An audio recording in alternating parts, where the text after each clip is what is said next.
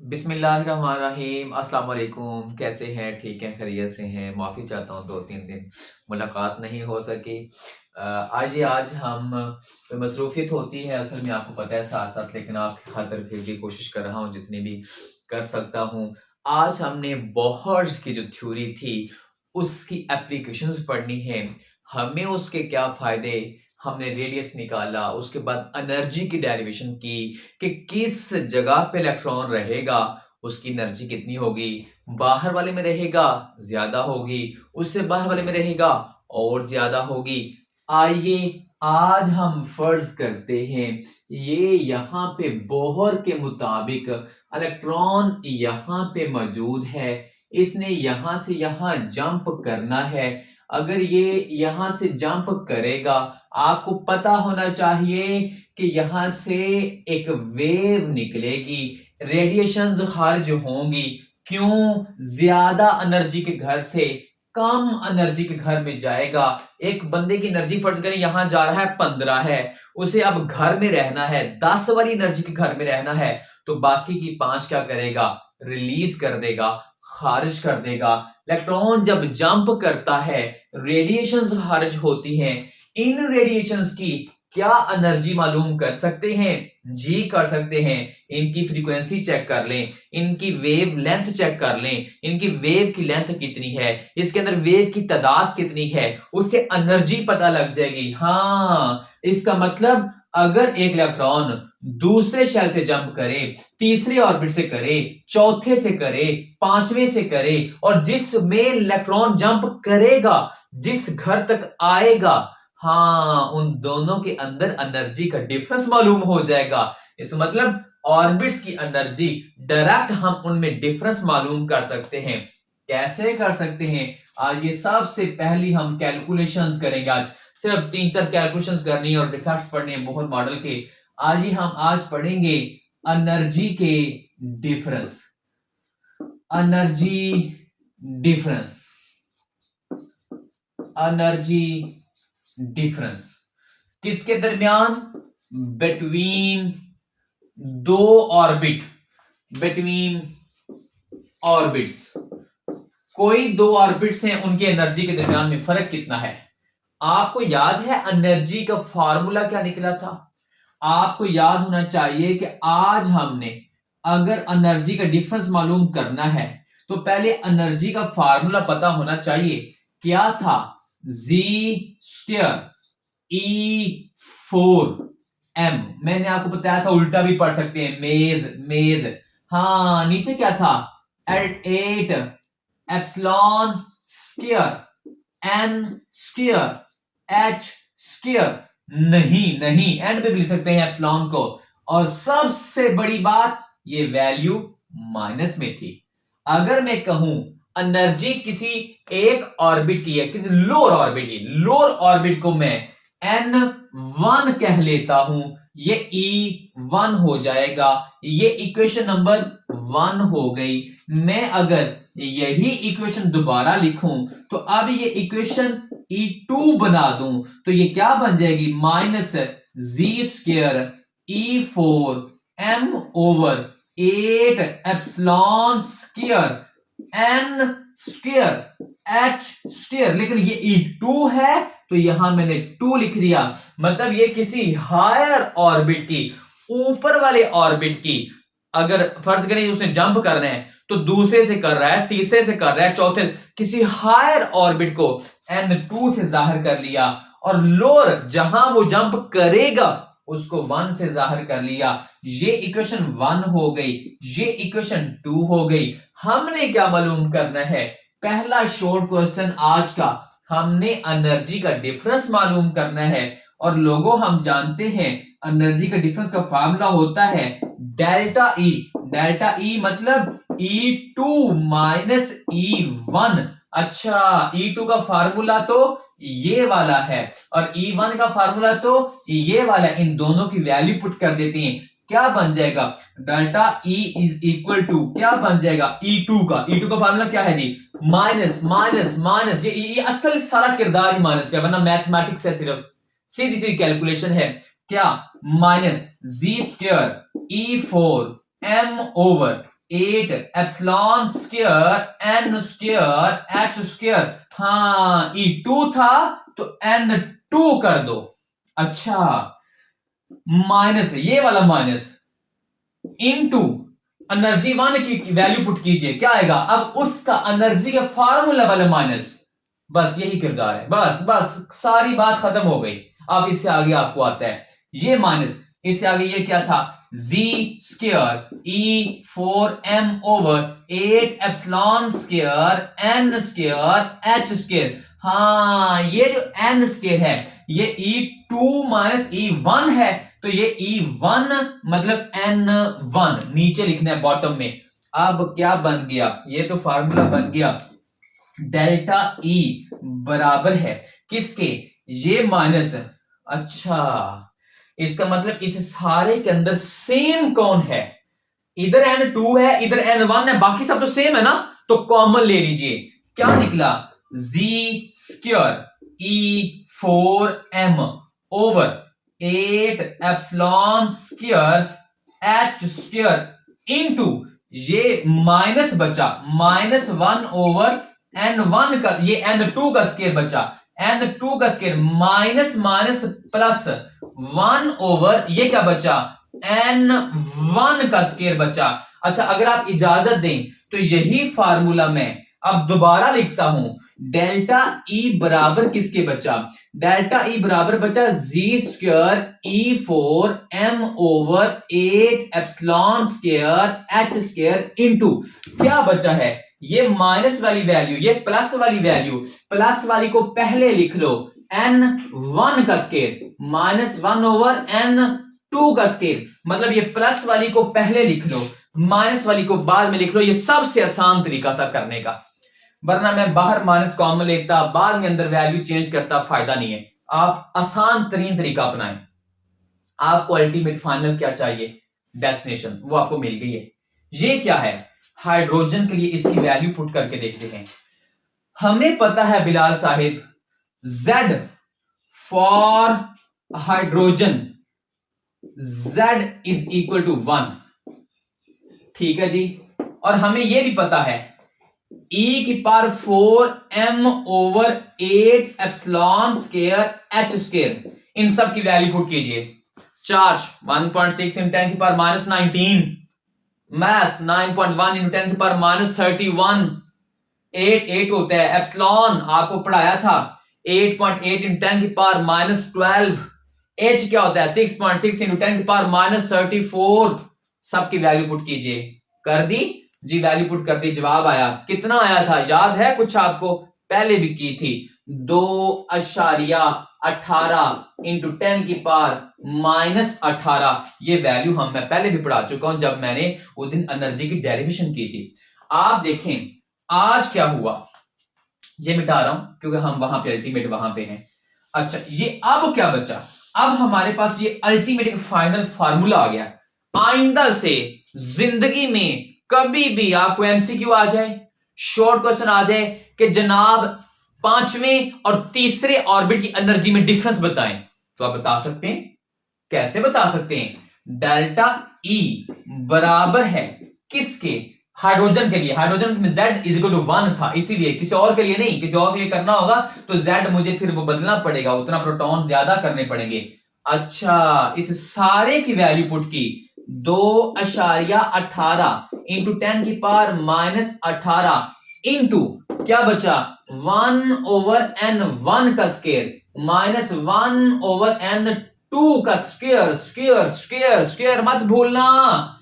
ये जोल लगा दिया, जोल क्यों लगा दिया बिलाल साहब, इन सारे यूनिट्स का जब आपने वैल्यू पुट करनी है आप देखेंगे उसका जो यूनिट बचेगा वो जूल बचेगा। और वैसे भी अकल के लिए पैसों की जरूरत नहीं होती।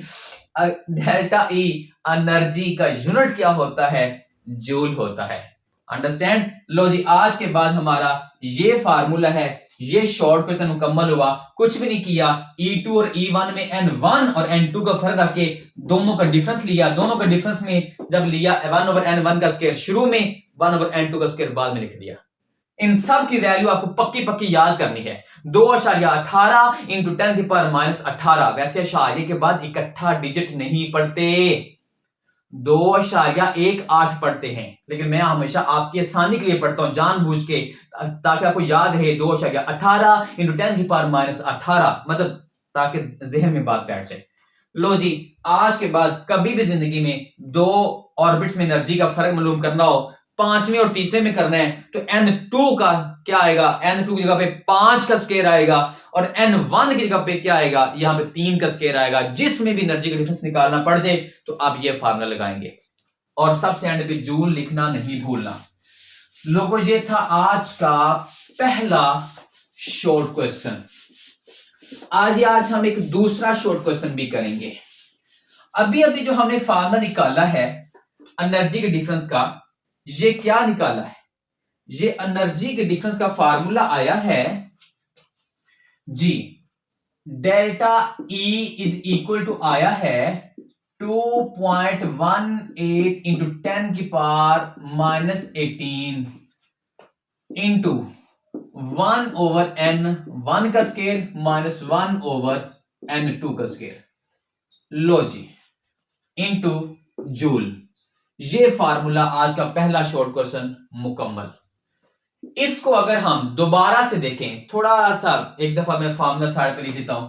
यहां क्या था, z² E4m ओवर क्या बचा था 8 एप्सिलॉन स्क्वायर h²। हाँ, क्योंकि n तो अंदर चला गया था। इसका मतलब मैं अगर कहूं आज दूसरा शॉर्ट क्वेश्चन निकालना है, तो इसको सिर्फ आपके नॉलेज में लिखा है सामने। लो जी, दूसरा शॉर्ट क्वेश्चन ये है, फ्रीक्वेंसी।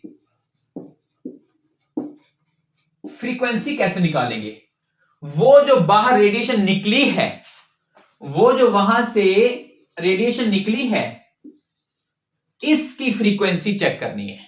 क्यों, इसकी फ्रीक्वेंसी से एनर्जी का पता लगेगा भी एनर्जी निकली कितनी है। जितना दोनों में फर्क होगा उतनी फ्रीक्वेंसी की एनर्जी निकलेगी ना, और वही रेडिएशन निकलेगी, क्योंकि एनर्जी के डिफरेंस की वजह से तो वो निकली है, और फ्रीक्वेंसी से तो एनर्जी पता लग जाती है। कैसे, हमें पता है, पहली बात तो ये है कि हमें ये एनर्जी का फार्मूला पता होना चाहिए। डेल्टा E बराबर क्या होना चाहिए, हमें पता है z² E4m over 8 epsilon square h² into 1/n 1 का स्क्वायर -1/n2 का स्क्वायर। लो जी, ये फार्मूला है। आज अब हमने क्या करना है, अब हमने कुछ भी नहीं करना, सिर्फ डेल्टा E की जगह पे क्या रखना है, we know that delta E is equal to h mu के। बस फ्रीक्वेंसी इसकी जगह पे मैं लिख लूं h म्यू। लो जी, equation will become h mu is equal to किसके, z² E4m over 8 epsilon square h² into 1/n 1 का स्क्वायर -1/n2 का स्क्वायर। कुछ भी नहीं बदला, खुदारा इतना सोच में ना पड़ा करो, कुछ भी नहीं किया, सिर्फ डेल्टा E की जगह पे h म्यू लिख दिया है। अगला स्टेप मैं यही करने लगा हूं, यहां नीचे। लो जी, अब अगला स्टेप लिखो, क्या लिखोगे, frequency is equal to h को उठाया, किधर ले गया, नीचे, h² की बजाय क्या बन गया, h³। समझ आया कि वापस करूं, इधर क्या था h², इधर क्या था h म्यू। मुझे क्या चाहिए, मुझे चाहिए फ्रीक्वेंसी इज इक्वल टू क्या बन गया, z² E4m over 8 epsilon square h³ हो गया है। h को उठा के नीचे ले जाओ, इंटू 1/n1 का स्क्वायर -1/n2 का स्क्वायर इंटू, हाँ, फ्रीक्वेंसी के यूनिट्स होते हैं साइकिल्स पर सेकंड या हर्ट्ज, h कैपिटल के साथ। लो जी, आज हमने दूसरा शॉर्ट क्वेश्चन भी कर लिया है। मैं आपको एमडी कार्ड के लिए एक बात बताता जाता हूं। आज ये लिख लिया आपने, 2 शॉर्ट क्वेश्चन पूरे हो गए, एक स्टेप और अजाफी करवा देता हूं। क्या आपको पता है ये जो एंड पे आया इसका आंसर कितना आएगा? जी हां, आपको पता है। कैसे पता है? बिलाल साहब, अभी अभी आपने कहा था कि ये वैल्यू है, तो सिर्फ आपका मतलब ये हुआ कि डेल्टा E की जगह पे आपने क्या लिखा, h म्यू, मतलब आपने इसे पर लिखा h mu is equal to 2.18 into 10 की पावर -18 ओवर सिर्फ एक एच म्यू लिखा था, इसका मतलब एच को उठा के नीचे ले जाओ, एच को उठा के नीचे ले आए, अच्छा 6.6 इंटू 10⁻34 जूल सेकंड, इसका मतलब ये तो बाकी सारा 1/n1 का स्केयर माइनस 1/n2 का स्केयर इंटू फ्रीक्वेंसी के यूनिट्स क्या होते हैं, ये एच को हटा दिया मैंने, क्यों, एच को हटा के नीचे ले गया, एच म्यू था, एच को उठाया नीचे ले आया, एच की वैल्यू कितनी होती है वो मैंने पुट कर दी है, लो जी, इट्स मीन हर्ट्ज या पर साइकिल। वैसे आपने बताया था फ्रीक्वेंसी क्या होती है, ये वेव जा रही है, ये वेव जा रही है, एक सेकंड में इस पॉइंट से कितनी नंबर ऑफ वेव्स गुजरेंगी, the number of waves pass per second, पर सेकंड, पर सेकंड, एक सेकंड में जितनी वेव्स गुजरेंगी उसे कहते हैं फ्रीक्वेंसी। इसीलिए इसका यूनिट बाज दफा पर सेकंड भी लिखा होता है, आप जो मर्जी लिख सकते हैं। लो भी, आइंदा से जिंदगी में कभी भी आपको बंदा कह दे कि 5वें ऑर्बिट से दूसरे ऑर्बिट में इलेक्ट्रॉन ने जंप किया है, तो बताओ फ्रीक्वेंसी क्या होगी। जी हमें पता है, यहां 5 का स्केयर आ जाएगा, यहां 2 का स्केयर आ जाएगा, बाकी इसका आंसर निकालना तो आपको मुझसे ज्यादा अच्छा आता है, आपके पास कैलकुलेटर्स मौजूद होते हैं। लो भी, ये होगी दो शॉर्ट क्वेश्चंस। अब हमने तीसरा शॉर्ट क्वेश्चन करना है, आइए तीसरा शॉर्ट क्वेश्चन करते हैं। तीसरा शॉर्ट क्वेश्चन इंतहाई इंपॉर्टेंट है, wave number. Wave number important क्यों है, क्योंकि पेपर में अक्सर यही आता है। उसकी क्या वजह है, क्योंकि एक्सरसाइज का क्वेश्चन नंबर 23 जाके देखिए प्लीज, एक्सरसाइज का क्वेश्चन नंबर 23 बड़ा इंपॉर्टेंट है। वेव नंबर कैसे निकालेंगे, अभी अभी हमने क्या निकाला था, अभी अभी हमने निकाला था frequency is equal to z square E4m/8 epsilon square H square की बजाय क्यूब हो गया था बस। अच्छा, इंटू 1/n1 का स्क्वायर माइनस 1/n2 का स्क्वायर इंटू क्या आएगा, हर्ट्ज आएगा या पर साइकिल आएगा, पर सेकंड, साइकिल्स पर सेकंड। अच्छा, अब हमें यह भी पता है कि फ्रीक्वेंसी बराबर किसकी होती है, हाँ फ्रीक्वेंसी बराबर होती है C/लैम्डा की, लैम्डा और फ्रीक्वेंसी आपस में इनवर्स हैं, तो 1/लैम्डा किसके बराबर होता है, 1/लैम्डा बराबर होता है जी म्यू बार के, मतलब ये बन गया C म्यू बार, मतलब 1/लैम्डा। आपने ये पढ़ा हुआ था, वेव की तादाद जो होती है वो रेसिप्रोकल होती है लैम्डा के, क्यों, क्योंकि आपने पढ़ा था जितनी लैम्डा बड़ी, जितनी लैम्डा बड़ी उतनी वेव की तादाद थोड़ी, वेव की तादाद थोड़ी, और जितनी लैम्डा छोटी उतनी देखें वेव की तादाद ज्यादा, आपस में इनवर्स है, रेसिप्रोकल है। अच्छा, इसका मतलब हमारा फार्मूला क्या बन गया, हमारा फार्मूला बन गया जनाब फ्रीक्वेंसी बराबर होती है C म्यू बार के। हाँ, अब हमने क्या करना है, इसकी जगह पे हमने लिख देना है C mu bar. We know that C V mu, mu इसे पढ़ते हैं ज्यादा अच्छा होता है, mu is equal to C mu bar के। आइए इसकी वैल्यू पुट करते हैं, क्या बन गया, C mu bar is equal to z square E4m/8 epsilon square h cube into 1/n1 का स्क्वायर माइनस 1/n2 का स्क्वायर। अच्छा, अब क्या बन गया, C को उठा के नीचे लेके जाना है, तो वेव की तादाद किसके बराबर होती है जनाब। लो जी, आज हमारा आखिरी फार्मूला भी निकल आया, यही था हमारा शॉर्ट क्वेश्चन, और ये सबसे इंपॉर्टेंट शॉर्ट क्वेश्चन यही था, एप्सिलॉन स्क्वायर एच क्यूब के साथ C आ गया, C आ गया, C को उठा के नीचे ले गए, ये तो स्पीड ऑफ लाइट वाला C आ गया। हाँ, ये तो एक खास बंदे ने बात की थी, इसीलिए इसका नाम mu bar, mu bar wave की तादाद, वेव नंबर, वेव की तादाद। लोगों, आज के बाद ये हमारा वेव की तादाद के लिए फॉर्मूला है, ये एक खास शय है, ये एक बंदे ने भी इसके बारे में बात की थी, उसके नाम की वजह से हमने इस कांस्टेंट का नाम रख दिया है, इसे कहते हैं रेडबर्ग कांस्टेंट।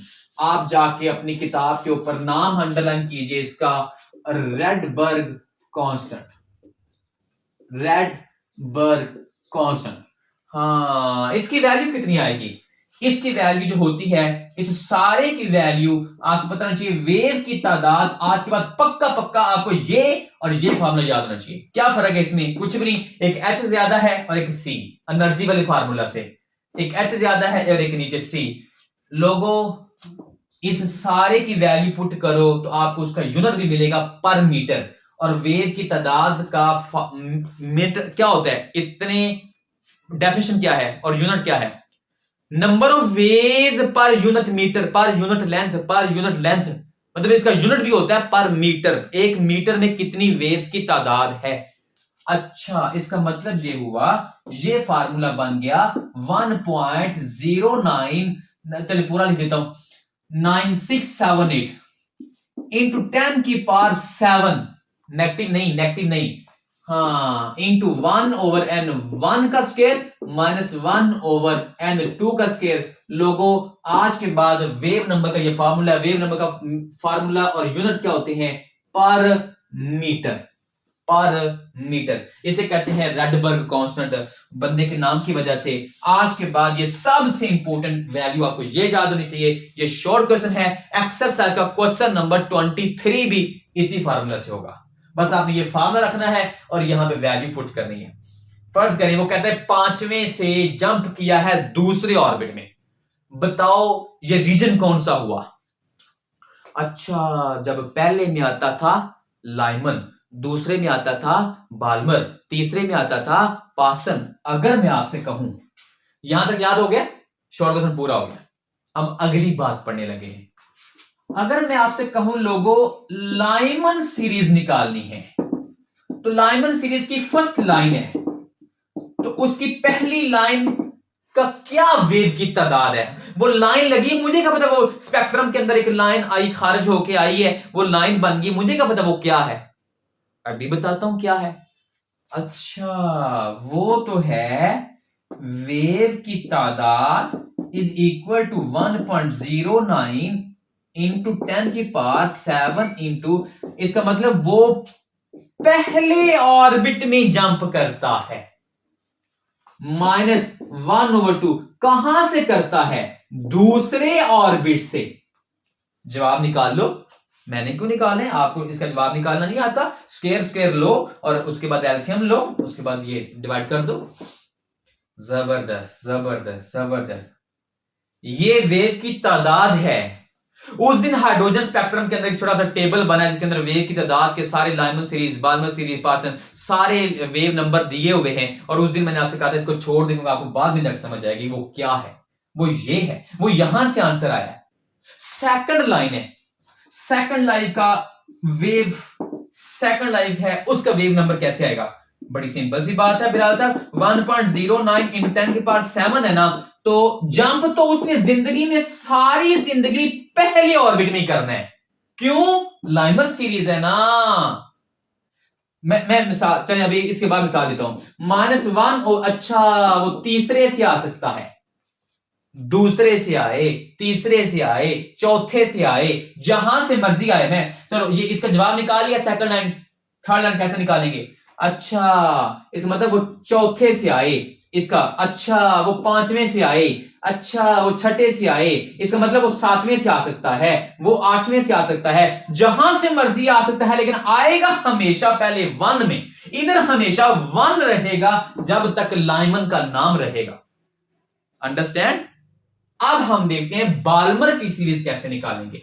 लो आओ जी, लाइमन सीरीज के जितने भी वेव नंबर आएंगे, जब भी यहां जिंदगी में लोअर ऑर्बिट हमेशा 1 होगा, तो सारी जिंदगी याद रखो उसका रीजन कौन सा आएगा, यूवी का अल्ट्रा वायलेट आएगा। बाल्मर का चेक करते हैं। लो जी, बाल्मर का चेक करते हैं। बाल्मर साहब कहते हैं कि अगर मुझे निकालना है तो जिंदगी में याद रखो कि फर्स्ट लाइन निकालनी है, तो इसका मतलब ये हुआ। अच्छा, एक और भी लाइन निकालते होते हैं आखिरी, इन्फिनिटी से 1, लाइमन की लाइमन की चले एक वैल्यू और निकालें, फर्स्ट सेकंड और आखिरी निकालें। लिमिटिंग लिमिटिंग लिमिटिंग लिमिटिंग आखिरी मतलब इन्फिनिटी से अगर वापस आए 1 पे, कहीं पता नहीं कितने 100 साल वो दूर चला गया, वो लो जी वापस आया है, इन्फिनिटी से वापस आया है, उस वक्त ये तो सारा खत्म हो जाएगा। ओहो, इन्फिनिटी है, इधर तो पहले 1 है, 1 है तो आंसर तो यही रह जाएगा। इसे कहते हैं लिमिटिंग लाइन, आखिरी हद की लाइन। अगर यहां क्या आ जाए, इन्फिनिटी आ जाए, इसकी भी लिमिटिंग लाइन निकालते हैं। कैसे निकालते हैं, पहले फर्स्ट लाइन निकालो। कैसे निकालेंगे, फार्मूला वही है। ओ बाल्मर बाल्मर बाल्मर बाल्मर का मतलब बिलाल जब भी आएगा दूसरे के अंदर आएगा, चाहे वो तीसरे से आए चाहे वो चौथे से आए, लेकिन आएगा हमेशा कहां, दूसरे के अंदर। इधर हमेशा क्या रहेगा, 2 का स्केयर रहेगा। निकाल लोगे, क्वेश्चन नंबर 23 भी निकाल लोगे। अगर वो आपसे कहे लो जी वेव नंबर मालूम करो, कब, जब इलेक्ट्रॉन जंप किया, कहां से किया, 5वीं ऑर्बिट से दूसरे ऑर्बिट में। लो जी अभी निकाल लेते हैं, यहां 4 के बजाय यहां क्या कर दो, 5 कर दो। लो इसका आंसर निकाल लो। हाँ, ये मुझे क्या पता लगेगा कि इसका रीजन कौन सा है। ये 2 बता रहा है, 2 बता रहा है बिलाल, उसकी मंजिल 2 है बाल्मर। यहां इन्फिनिटी कर दो, इन्फिनिटी से 2 में आएगा। अच्छा, इसका मतलब जबरदस्त जबरदस्त जबरदस्त, ये इसकी लिमिटिंग लाइन निकलाएगी। लेकिन वैसे इसकी जो लिमिटिंग लाइन है बाल्मर की, वो करीबन यूवी के अंदर लाई करती है। ये मैं आपके नॉलेज के लिए बता रहा हूं। वैसे उसकी वेव नंबर की जो वैल्यू निकलती है ना, हमने एक्सरे वो स्पेक्ट्रम पढ़ा था, स्पेक्ट्रम में हमने हिस्से किए थे। राम इंडिया में रहता है, विजिबल रीजन के नीचे, वो सारा मेरा लेक्चर जाके आप सुन सकते हैं स्पेक्ट्रम वाला। टोटल 8 रीजन होते हैं, वो फ्रीक्वेंसी और वेव नंबर की बुनियाद पर बनाते हैं हम। अच्छा, वो वेव लेंथ की बुनियाद पर आपकी किताब में है। वहां से हमें पता लगता है कि कितनी फ्रीक्वेंसी, कितना वेव नंबर हो तो हम किस रीजन में मानेंगे उसको। मुझे क्या पता कि ये भी शुआएं हैं, ये भी शुआएं हैं, ये भी शुआएं हैं। मैं इसको एक्सरे का नाम कब दूं, मैं इसको मतलब माइक्रोवेव्स का नाम कब दूं, रेडियो वेव्स का नाम कब दूं। हमने उनकी वेव नंबर मतलब उनकी फ्रीक्वेंसी, उनकी वेवलेंथ की बुनियाद पर उनके रीजन बनाए हैं। क्यों, उनकी उस तरह इंटेंसिटी बदल जाती है, एनर्जी बदल जाती है। जब वेव नंबर ज्यादा होता जाए, वेव की लेंथ छोटी होती जाए, इतनी एनर्जी होती जाती है, वो शुआएं ज्यादा खतरनाक होती जाती हैं। इसका मतलब वो शुआओं के यूजेस बदल जाते हैं। ये बात हम आज पढ़ रहे थे लोगों। ये लाइमन था, ऐसे बाल्मर था। बाल्मर के बाद हम पास्टन भी निकाल सकते हैं। पास्टन में यहां 1/n 1 की जगह पे क्या आएगा, 3 का स्क्वायर 3 का स्क्वायर 3, चाहे चौथे से आए, 5वें से आए, छठे से आए, इन्फिनिटी से आए, जहां से मर्जी आए। ऐसे ही हम पास्टन ब्रैकेट फंड भी निकाल सकते हैं। लोगों, आज हमारा एक और भी इंपॉर्टेंट क्वेश्चन है और इंतहाई इंपॉर्टेंट क्वेश्चन है। ये क्वेश्चन हमने बोर्ड के लिए, लॉन्ग क्वेश्चन के लिए भी करना है, शॉर्ट क्वेश्चन के लिए भी करना है। आज का सबसे इंपॉर्टेंट टॉपिक तो असल में ये है, डिफेक्ट्स ऑफ बोहर साहेब, Bohr's model, Bohr's atomic model. पहला, मैं बड़ा सिंपली एक्सप्लेन करूंगा इसको। बड़े 4 मेजर डिफेक्ट है। मेरा दिल नहीं करता मैं लफ्ज़ डिफेक्ट बोलूं, मुझे डिफेक्ट भी ज्यादा खतरनाक लगता है। बोहर नाराज हो जाएगा। जितना बोहर का किरदार है ना हमें राह दिखाने में, और रदरफोर्ड का पहले नंबर पे, यकीन मानिए हम आज तक यहां तक ना पहुंचते केमिस्ट्री में। इतनी तरक्की कर चुकी है इंसान, कहां टेक्नोलॉजी पहुंच गई है, कितना एटम के अंदर तक चले गए हैं हम, कि एनर्जीज के इस्तेमालात की वजह से हमें पता ही नहीं था कि एटम के अंदर क्या, कहां से इलेक्ट्रॉन की एनर्जी कहां कैसे इस्तेमाल करनी है। हर एलिमेंट की अलग अलग खूबियां, कानों में पहनो तो कहते हो जेवरात हैं, बड़े बड़े बिजनेस करो तो कहते हो ये हीरा है, डायमंड है।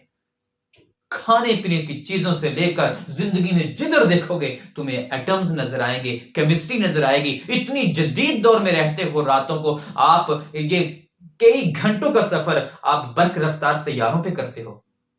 पत्ते खाते थे, पत्ते पत्ते खाते थे, जानवर खाते थे जंगलों के अंदर।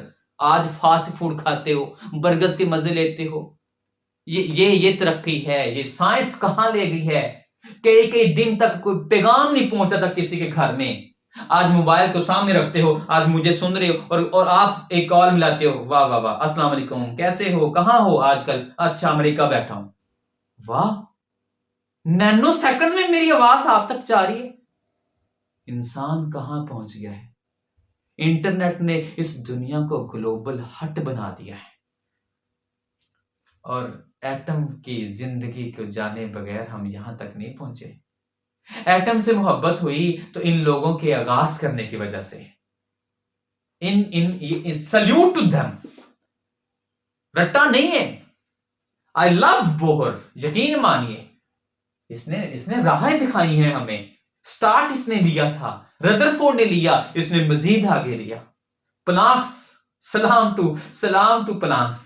यकीन मानिए कहां तक ये इनके राह की वजह से हम पहुंचे हैं। आज तो हम खैर बहुत आगे हैं ना, लेकिन इनके बगैर तो नहीं ना। सीढ़ी के पहले पाए के बगैर आप छत पे जा सकते हो? नहीं जा सकते।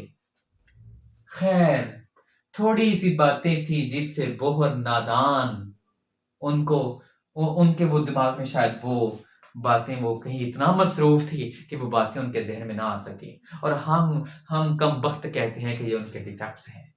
खैर, हम आगे देखते हैं कौन सी बातें थी जो बोहर के जो सिर्फ अल्लाह के इल्म में थी उस वक्त, और हम बोहर उसे लाइल्मी था। आइए देखते हैं। पहली बात, बोहर ने हमेशा इलेक्ट्रॉन की जब भी बात की तो वो पोली सिस्टम की बात नहीं की। मल्टाई या पोली इलेक्ट्रॉन सिस्टम, ये उसका पहला डिफेक्ट है। मतलब मल्टाई इलेक्ट्रॉन सिस्टम, ये जो मल्टाई इलेक्ट्रॉन सिस्टम है, इसमें क्या बात है लोगों? जब भी बात हुई हाइड्रोजन की हुई, एक इलेक्ट्रॉन की बात हुई, इसकी जो वैल्यूज है ना वो बड़ी कमाल है हाइड्रोजन के लिए। आयोनाइजेशन एनर्जी तक वही निकलती है जो इसने निकाली थी अपनी वैल्यूज से। लेकिन एक छोटा सा मसला आ गया। बात जब भी करते हो हीलियम की, इस पे अप्लाई नहीं होता। जब बात करते हो बेरिलियम की, इस पे अप्लाई नहीं होता। जब बात करते हो लिथियम की, इस पे अप्लाई नहीं होता। हीलियम कहता है बिलाल मेरे पास 2 इलेक्ट्रॉन हैं। कहानी बदल गई है, ऑर्बिटल का कंसेप्ट आ गया है। अब नए दौर में हो, अब हाइजेनबर्ग आ गया है, अब डायराक आ गया है, अब वेव इक्वेशंस आ गई हैं। अब 2 इलेक्ट्रॉन्स का कंसेप्ट डिफरेंट हो गया। अब तुम जो स्पेक्ट्रम की लाइनें देख रही हो वो तो बहुत बदल गई हैं। अच्छा, इसका मतलब हम फिर क्या लिखेंगे? अब आपने वो 2-2 3 लाइनें लिखी हैं, वो जो किताब पे वो लिखनी है, या आपने जो भी की बुक आप इस्तेमाल करते हैं। मैं मुख्तसर सा जुमला बोलता हूं।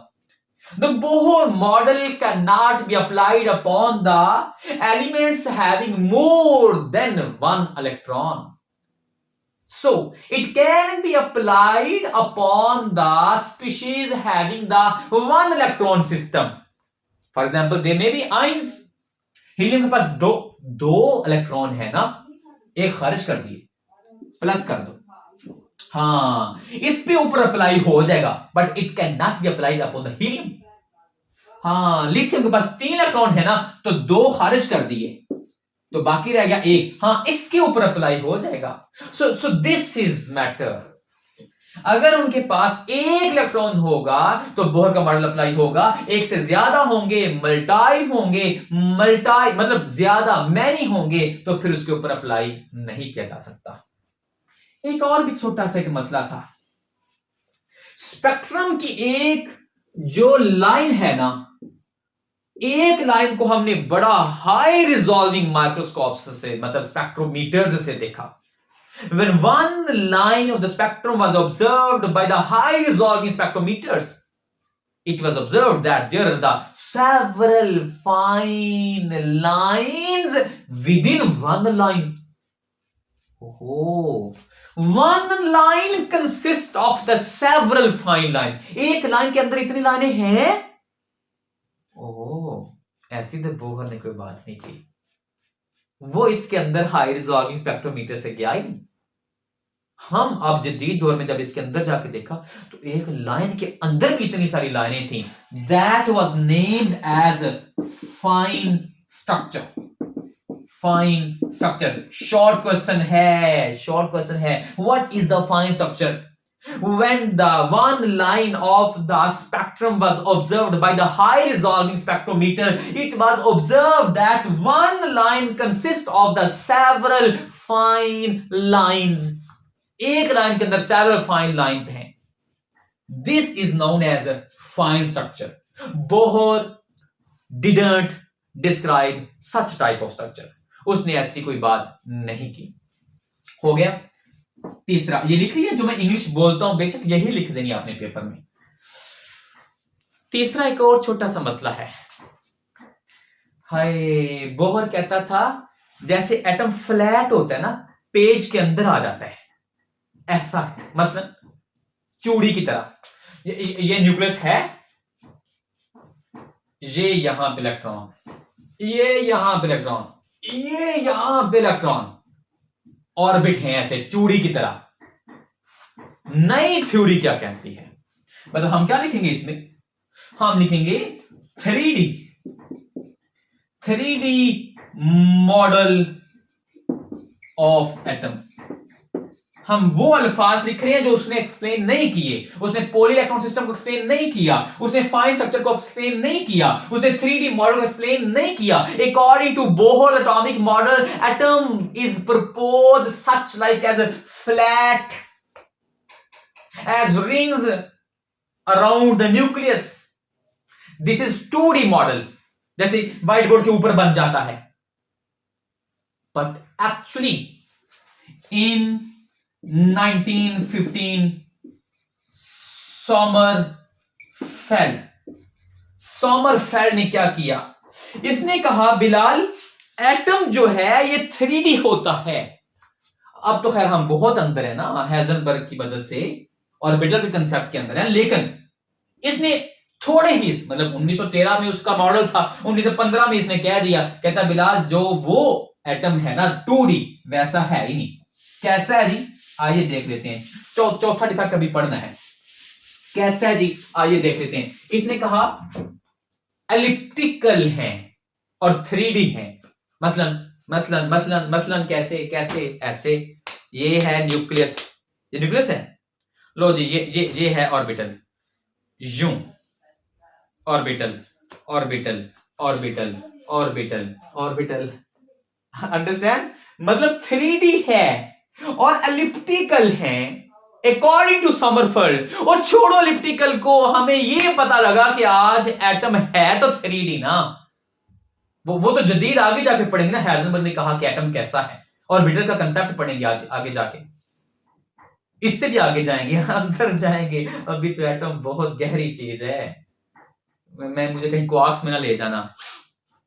खैर, मैं लोगों आपको बता रहा हूं कि ये छोटी सी एक गलती ये भी हुई बोहर से कि उसने कहा कि 2D एटम का स्ट्रक्चर है, मॉडल है, लेकिन according to Sommerfeld 1915 it was considered that atom have the 3D model and there are the elliptical orbits and the nucleus is in the foci of one of ellipse।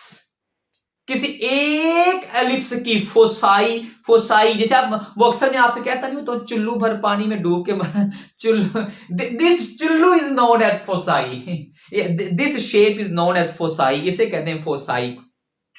Understand?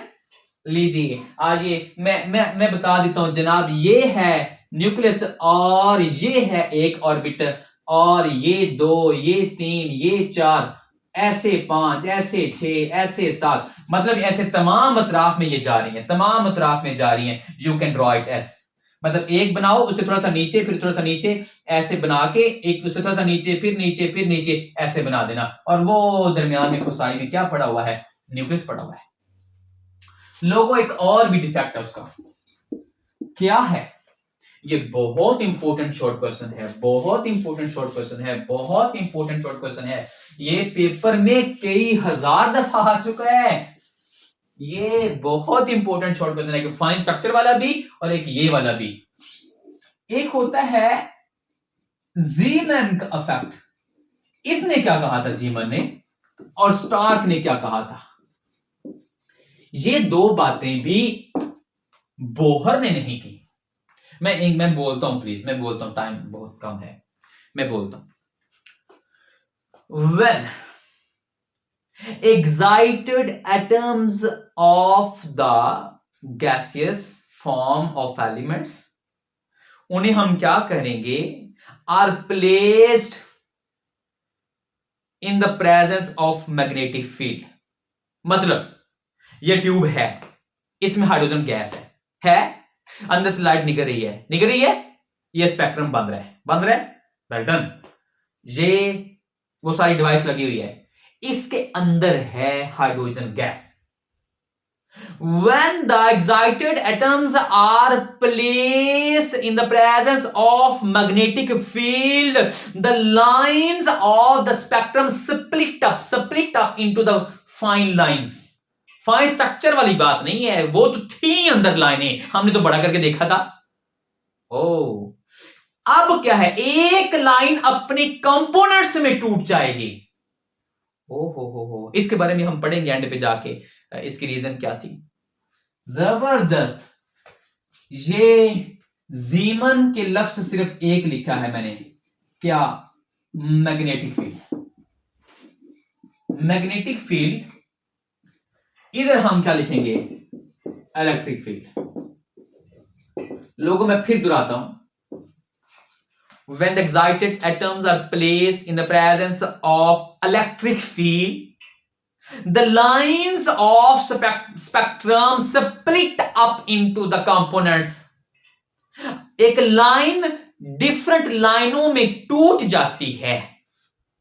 ये जो splitting of the spectral lines, मैं फिर बोल रहा हूं, splitting of the spectral lines into its components in the presence of electric field, when excited atoms are placed in the presence of electric field, this type of effect is known as Stark effect. और अगर सिर्फ एक लफ्ज बदल दूं, electric की जगह पे मैग्नेटिक फील्ड कर दूं, तो इसे हम क्या कहेंगे, जीमन इफेक्ट कहेंगे। This is known as Zeeman effect. लीजिए, ये हमारा एक शॉर्ट क्वेश्चन था और ये टोटल हमारा एक लॉन्ग क्वेश्चन भी हो गया। इसी के साथ आप अपना बहुत सा ख्याल रखिए, दोबारा मुलाकात होगी। अल्लाह हाफिज, फी अमानिल्लाह।